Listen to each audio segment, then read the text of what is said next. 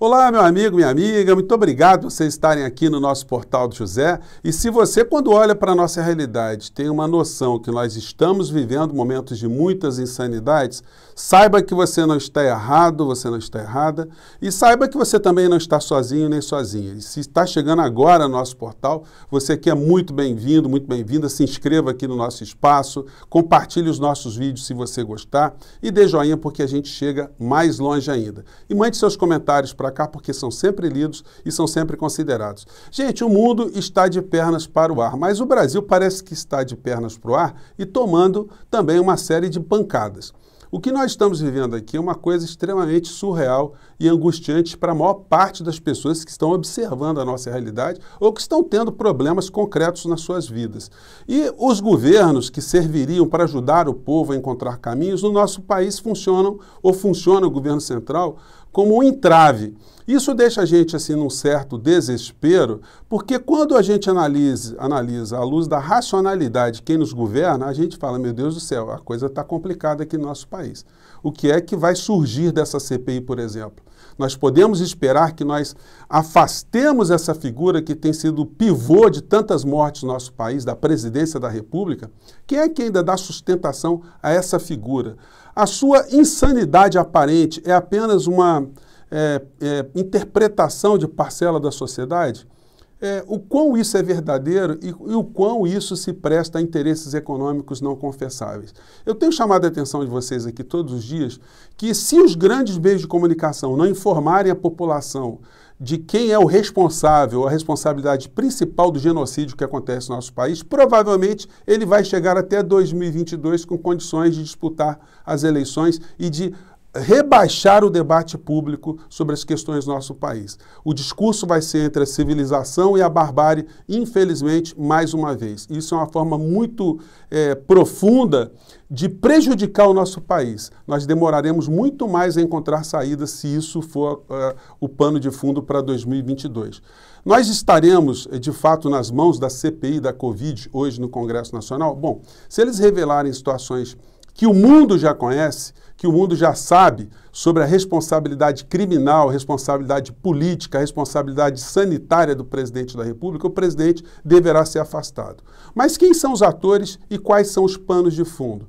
Bem, nós já vimos que nos primeiros dias da CPI, 2 ex-ministros da Saúde já foram convidados, já prestaram testemunho e foram bombásticos nas confirmações dos crimes praticados pelo presidente da República à frente do nosso país.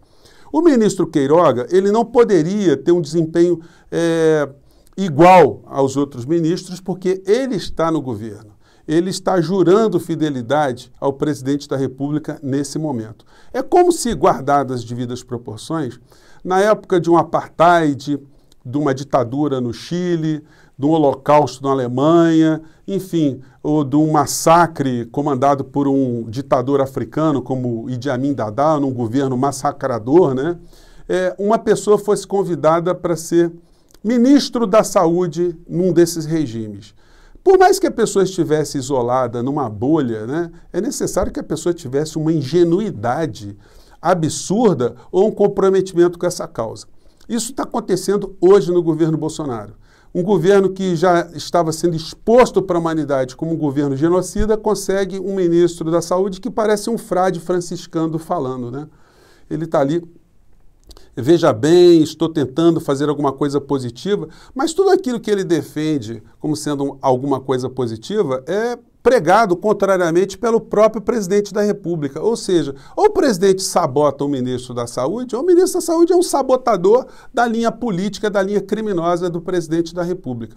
Então nós não poderíamos ter muitas esperanças que coisas importantes pudessem surgir no corpo hoje desse debate lá no Senado Federal. Mas e o pano de fundo, gente? Vamos pegar aqui o pano de fundo dessa história. Os principais personagens que estão ali defendendo o governo são essas figuras aqui. Esse aqui é o Fernando Bezerra, que foi ministro do governo Dilma, ministro da Integração Social. O cara era uma pessoa de esquerda, né? Visceral, e hoje é o cara mais pontiagudamente defensor do bolsonarismo, do negacionismo, do crime cometido contra o povo brasileiro dentro do Senado Federal. É o cara que mais tem embate ali. E é uma pessoa que tem 5 investigações no STF sobre desvio de dinheiro, enriquecimento ilícito lá no STF. Pois bem, esse é um dos caras principais. Outra pessoa que atua no governo, a favor do governo Bolsonaro, é o deputado Ricardo Barros. Ele que, enfim, também está em todas as vanguardas do debate, ali é um cara muito preparado, e hoje ele foi agraciado com a nomeação da sua esposa para compor a direção da Itaipu Binacional. Então, esses são alguns dos cenários aí dos personagens. Um outro personagem também que está ali muito enfático, né, um defensor ardoroso do Bolsonaro, aquele que pegou as mensagens psicografadas do Ricardo Farias, né, o ministro das Comunicações, né, foi uma pessoa que, um tempo atrás, ele estava numa outra condição, né? Vamos aqui lembrar para que lado estava o senhor Ciro Nogueira. Vamos pegar aqui. Sou um dos milhões de brasileiros que são Lula. Sou Lula por reconhecimento e gratidão, por tudo que ele fez pelo Nordeste e pelo Piauí em especial. Então, tá aí. Então, gente, esse é o cenário ali dentro do Senado. Os principais defensores do bolsonarismo, eles sopram para que lado o vento tiver, né? Eles eram Lula ontem, Dilma ontem, e hoje eles são Bolsonaro até a última raiz dos seus cabelos, né? E o engraçado é o seguinte, é que essa gente bolsonarista que está nas redes, eles parecem que vivem de fato num mundo paralelo. Eles já perceberam que o Bolsonaro é uma pessoa que não tem coragem de fazer absolutamente nada. Eles falam, vão para as ruas, o Bolsonaro faz uma série de bravatas e morre por aí. E aí eles já começam a viajar em outras maioneses e a gente vai trazê-las aqui para, pelo menos, a gente se divertir um pouco, né? Agora, o que pode surgir dessa CPI? A gente tem falado que se os grandes meios de comunicação não colocarem esse debate publicamente para a maior parte do povo brasileiro, se eles não enfatizarem o quão o presidente comete crimes comuns, crimes de responsabilidade, se eles não explicarem como isso é ruim para a democracia, como isso é um desvirtuamento do cargo que o presidente está ocupando, como isso deseduca o nosso país, como isso rebaixa o nosso país, realmente o Bolsonaro ele não vai ser afastado, ele consegue ou conseguiria ter uma longevidade até 2022. E aí, gente, me choca absurdamente como falas criminosas contra a Constituição Federal não são reverberadas pelos telejornais. Eu sempre cito a Rede Globo, mas são todos eles, porque todos eles estão ajudando o modelo econômico de entrega no nosso país. Todos os grandes grupos de comunicação são ligados a grandes corretoras, grandes financeiras. A família Marinho, por exemplo, que eu sempre cito, eles são dono da Orama, que você de vez em quando vê comerciais ali na Globo News, que é uma instituição catalisadora de investimentos, sobretudo investimentos que são feitos por conta dos negócios que eles ficam estimulando, as privatizações, as vendas de ativos, as negociatas que estão acontecendo no nosso país em plena luz do dia. E aí eles escondem esse tipo de situação que aqui a gente revela para vocês. Vamos lembrar aqui, crimes do presidente. A miséria é terreno fértil para ditaduras. Peço a Deus que não tenha que baixar esse decreto, mas se baixar, ele será cumprido. Com todas as forças que todos os meus ministros têm. E não será contestado esse decreto. Como é que ele pode dizer quem é que contesta decreto e não contesta decreto? Isso é uma fala dele contra o Supremo Tribunal Federal. E isso, gente, quando não é reverberado, vai formando a corrente de insanidade para cima e para baixo.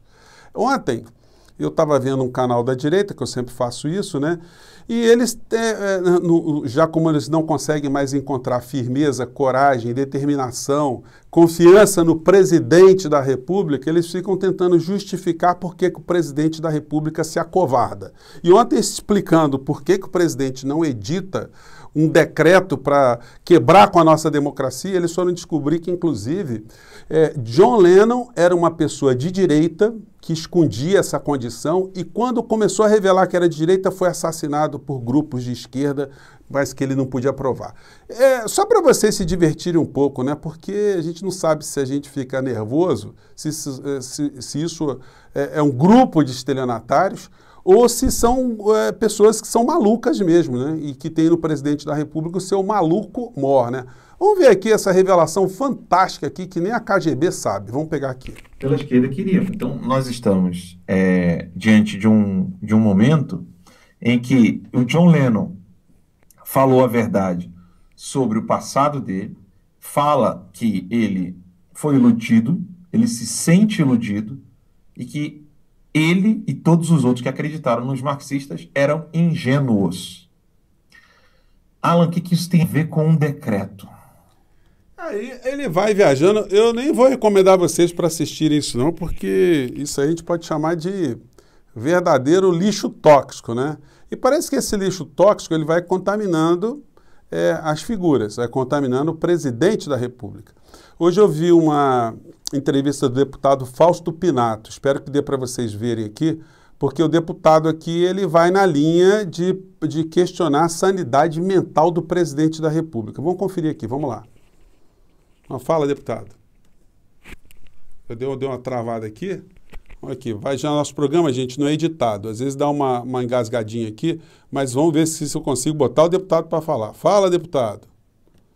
Ai, deputado, fala, meu filho.